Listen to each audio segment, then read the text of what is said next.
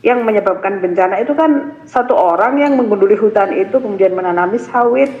Ya bukan aku yang makan gorengan dengan minyak bekas gitu. Aku gak mau diikut-ikutkan. Iya.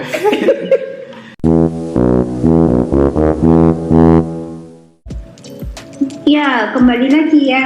Ya, halo teman-teman. Halo. Teman-teman yang dengerin sedang berada di saluran Bergibah Podcast karena perjumpaan itu tinggi. Nah, episode yang lalu, beberapa waktu yang lalu, kami menggibah tentang antroposen yang sempat kami ulik di diskusi videonya Greenpeace. Ya, diskusinya yang lalu itu videonya Greenpeace mendiskusikan filmnya Watchdog dan Greenpeace Tenggelam Dalam Diam yang menghadirkan Bapak Rocky. Ya, betul. Ya. Nah, nanti videonya bisa dicek di kanan atas. Nah, sekarang ini kami mau menggibah dua nih, masih Pak Rocky, junjungan kita, dan junjungan kami, dan Junjungan mulut kali ya? Kita. Oke, junjungan.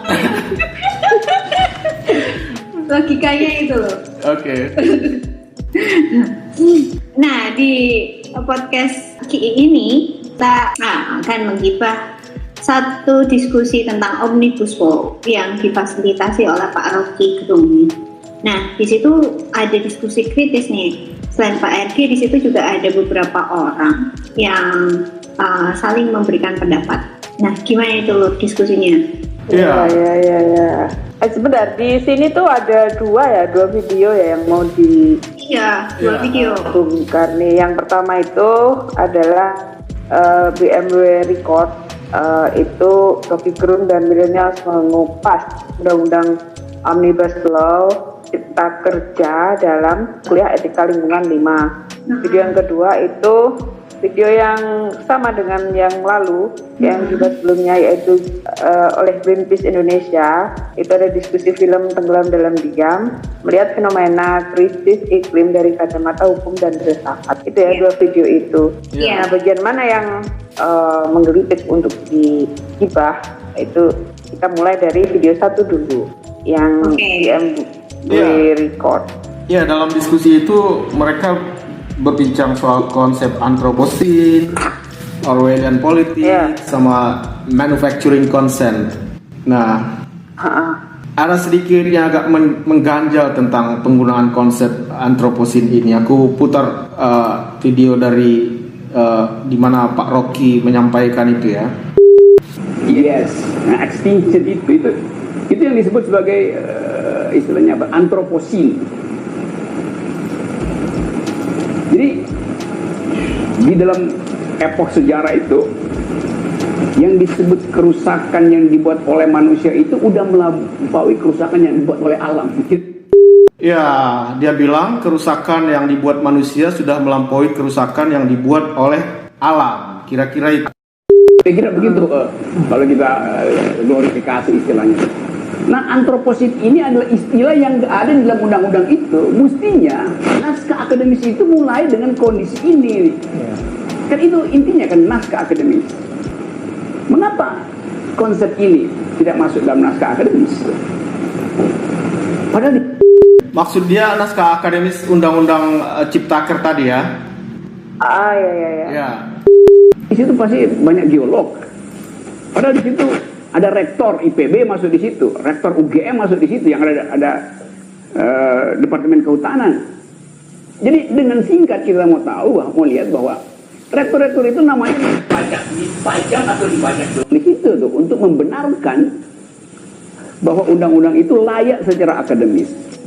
Jadi poin pertama adalah kelayakan intelektual dari undang-undang itu tidak bisa dipertahankan karena nggak ada konsep antroposen di dalam naskah itu. Itu dia. Nah, itu dari Pak Rocky, bagaimana dia menggunakan istilah antroposen dan bagaimana dia memahaminya. Ya, kira-kira dalam epoch sejarah, kata Pak Rocky, yang disebut kerusakan yang dibuat manusia itu udah melampaui kerusakan yang dibuat oleh alam. Kira-kira itu pemahaman dia soal antroposin. Sekarang kita buka video yang kedua tadi, di mana ada satu junjungan kita yang lain, Dandi Laksono. Dia itu salah seorang dedekot watchdog. Dandi sebenarnya kenapa? Junjungannya Atau junjunganku lah kalau kalian nggak mau ikut ya. ikutlah. Ya ikut ya. Nah di situ Bapak Dandi sebenarnya tidak pakai istilah antroposin, tapi istilah yang kurang lebih sama atau bisa dilihat paralel lah. Dia sebut itu man-made disaster. Itu istilah yang dia pakai ketika mereka membedah film dokumenter Tenggelam Dalam Diam itu. Nah, ngomong gimana dia? ya itu aku putar ya si junjungan dua ini. Ya sebenarnya kami justru bersemangat banget ketika teman-teman Greenpeace ngajak kolaborasi untuk mengcapture masalah ini ya, karena kami juga beberapa kali merekam kasus-kasus masyarakat di pesisir terkait dengan reklamasi, tapi ya jadi man-made disaster kira-kira, jadi bencana yang timbul akibat kebijakan tata ruang, politik tata ruang, ekonomi bisnis properti, dan berbagai macam proyek manusia gitu. Jadi persinggungan kami di Watchdog dengan isu-isu di pesisir sudah cukup lama. Itu dia. Dia pakai istilah man-made disaster. Ya. Nah aku lihat itu kan mereka satu forum ya. Sama Pak Rocky. Dalam mendiskusikan film itu, Pak Rocky bantah sebenarnya sedikit soal penggunaan istilah man-made disaster itu. Aku coba cari ya di video itu. Jadi pertanyaan saya adalah, kalau soal sesimpel ini yang udah dikemas dengan cara yang sederhana tetapi dengan niat untuk menghasilkan kehidupan baru tidak juga dipahami oleh pemerintah, maka saya anggap tadi bahwa ini bukan man-made disaster sebetulnya, tapi one man-made show. Ini seorang yang sedang berkuasa dan ingin memamerkan bahwa dia bisa atasi segala sesuatu. Iya, itu dia agak bantah sedikit itu soal man-made. Ya, di titik itu aku setuju tuh sama Pak Rocky, one man-made show itu. Kau kenapa setuju, Lur? Iya, karena kan orang ini kalau si Pak Dandi junjunganmu tadi kan bilang dia ini man-made disaster gitu. Nah, padahal kan orang itu tidak sama kan, artinya orang itu tidak homogen. Maksudnya begini, penggundulan hutan untuk ditanami sawit itu kan menimbulkan bencana-bencana. Lalu siapa yang menimbulkan bencana itu? Masa aku yang dengan minyak sawit yang udah bekas aja dianggap menyebabkan bencana itu gitu loh. Yang menyebabkan bencana itu kan satu orang yang menggunduli hutan itu kemudian menanami sawit.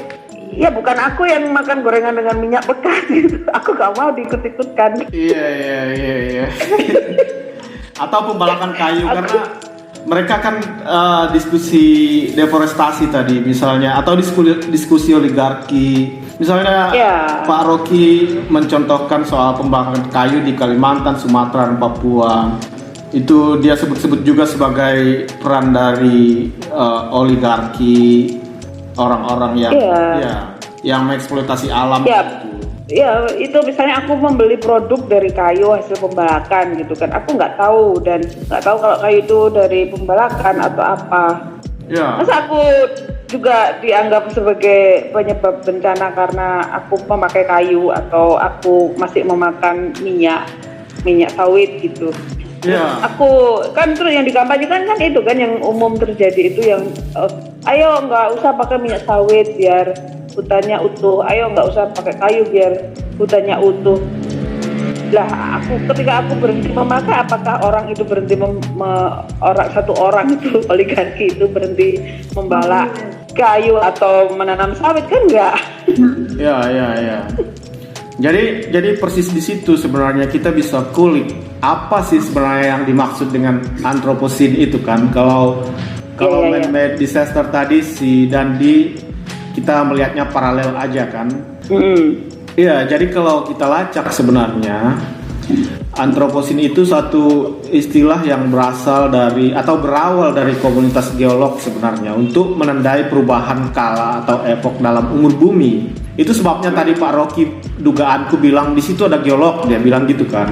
Iya. Jadi Ini berarti istilah geolog ya, istilah geologi ya. Iya, jadi sebelumnya waktu geologi di mana kita hidup sekarang ini disebut kala Holosin atau Holosin epoch.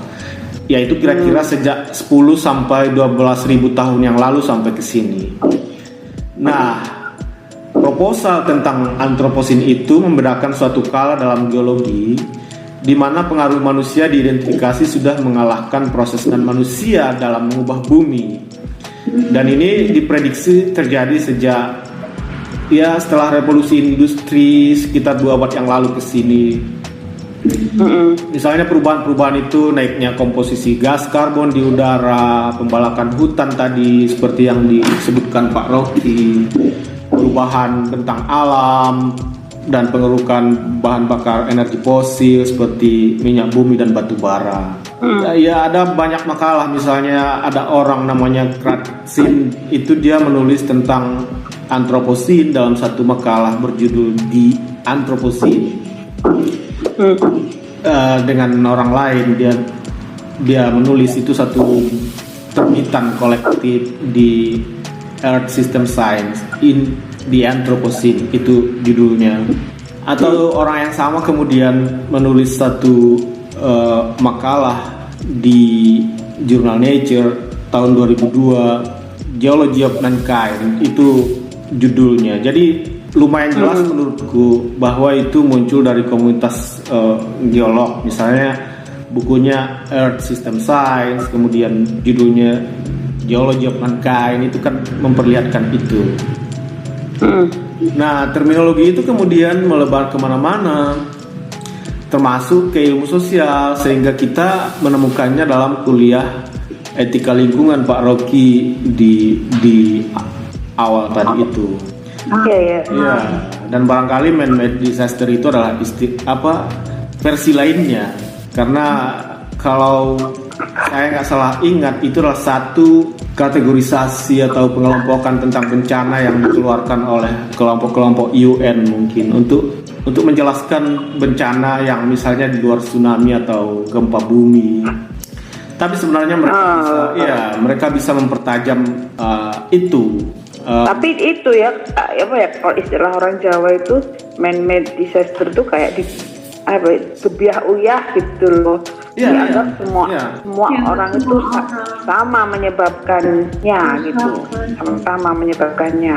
Dan juga antroposin, kamu tadi yang kita yang bergibahin kan nggak ikut membalak hutan Kalimantan sehingga rusak begitu kan? Tapi karena antroposin itu adalah bagaimana pengaruh manusia terhadap alam, melebihi pengaruh proses geologi tadi itu dalam mengubah bentang alam dan seterusnya. Karena dia pihak uyah dalam istilah antroposin, kita seolah-olah jadi ikut sebagai pelaku. Iya. Padahal aku cuma makan gorengan. Nah itu. Minyaknya pedas juga. Sementara yang melakukan pembalakan kayu di Sumatera, Kalimantan terutama itu adalah orang-orang yang sudah menjadi konglomerat itu. Memang ada buruhnya ya, tapi yang paling banyak mengambil keuntungan dari proses itu kan orang-orang di sekitar Cendana itu dulu. Nah, dari situ kita bisa diskusikan bahwa yang dengan penggunaan istilah terutama antroposin itu, siapa yang untung? Iya kan? Ya. Jadi yang untung ya para oligark itu, karena peran mereka tersamarkan. Maksudnya jadi nggak lihat kalau nggak dibongkar gini gitu. Nggak dibuka itu antroposin itu. Peran mereka tersembunyikan karena kita menjadi ikut seolah-olah dengan dipakainya istilah antroposin itu. Jadi alih-alih memperoleh satu cara berpikir untuk membongkar persembunyian dari kapital seperti yang di dalam satu bagian disebutkan Pak Rocky dalam kuliah itu, yang terjadi justru mereka bikin persembunyian yang baru bagi kapitalis itu melalui penggunaan istilah antroposin. Bikin persembunyian baru. Bikin persembunyian baru dia. Tapi begini, sebelum dibongkar begini, Iya. maksudnya bahwa peran itu tidak sama itu kan, maksudnya orang tuh nggak homogen ya gitu. Aku tidak berpikir bahwa peranku ternyata beda dengan oligarki itu, tapi sekarang aku bisa, setelah dibongkar begini aku tahu nih, aku jadi tahu siapa yang lebih berdosa dari aku gitu. Iya. Nah, dampak selanjutnya kan penggunaan antroposin itu menurutku bukan memperjelas. Jadi bagi kita yang aku terutama yang aku udah merasa jelas aku nggak ikut membalap hutan Kalimantan besar-besaran itu, dengan keluarnya antroposin itu adalah aksi manusia secara glorifikasi dalam istilah Pak Rocky itu. Aku seolah-olah jadi ikut dan semuanya menjadi kabur. Iya. Iya, jadi alih-alih Iya, kan? membuat lebih jelas masalah, pemakaian konsep itu justru membuat lebih kabur gitu. Iya. Nah, Mengaburkan Iya. itu tadi ya, mengaburkan itu. peran-peran itu. Iya, peran-perannya jadi kabur karena gap uyah itu tadi. Nah, itu bagi kita ya personal. Kalau bagi gerakan sosial itu mungkin bisa lebih jauh dampaknya karena orang kemudian jadi ragu siapa sih sebenarnya yang berperan besar menyumbang terhadap kerusakan lingkungan ini misalnya. Karena antroposin sama dengan kira-kira gap ya ubah manusia tadi, orang jadi bingung lagi siapa nih gitu kan. Orang gerakan sosial juga tidak istilahnya nggak nembak langsung ke peran yang terbesar yaitu oligarki, tapi nembaknya itu ke kita ini yang makan gorengan tadi gitu kan. Jangan pakai minyak sawit kan gitu. Iya. Atau kita menjadi terikut di situ ya. Iya, gitu jadi ikut. Misalnya antroposin itu istilah yang kelihatannya agak tidak cocok dipakai untuk ini. Ada istilah lain nggak sih itu? Iya, sebenarnya dalam diskusi-diskusi soal perubahan kapitalisme dan lingkungan, kerusakan lingkungan, ada terminologi lain yang sudah dikeluarkan sejak misalnya tahun 2016 ada buku Anthropocene or Capitalocene. Jadi jelas kapitalosinnya era di mana kapitalis berperan besar dalam merusak lingkungan, kira-kira itu di bawah krisis kapitalisme. Dan buku itu sudah dikeluarkan kalau nggak salah tahun 2016, bisa kita Google nanti. Jason W. Moore kalau nggak salah yang salah satu kontributornya, dan itu artinya jauh sebelum mereka bikin diskusi online itu kan. Ada istilah lain, kosakata lain yang sudah dipakai orang lebih spesifik untuk tidak membuat kabur menjadi nggak jelas itu tadi apa yang sudah jelas itu, supaya tidak bikin tempat persembunyian baru bagi para kapitalis. Termasuk istilah man-made disaster, aku pikir ada sebenarnya ya perdebatan dalam lumpur lapindo kan dulu itu soal bencana industri misalnya, itu terminologi yang menurutku lebih spesifik gitu. Bencana industri ya? Ya, Bukan man-made disaster, tapi bencana industri. ya sebut aja lebih jelas gitu. Kalau amblesan karena bencana pembangunan gedung atau ekstraksi air tanah, sebut aja lebih spesifik gitu, supaya tidak menimbulkan dampak gap uyah tadi itu. Sama seperti antroposin, sebut aja kapitalocene lebih eksplisit. Iya. Iya. Menarik ya kalau yang antroposin ini ya, dia membuat persembunyian baru bagi oligarki. Iya, dengan memakai kata itu. Iya, persembunyian baru untuk mengawasi kita. Jadi dia nggak kelihatan.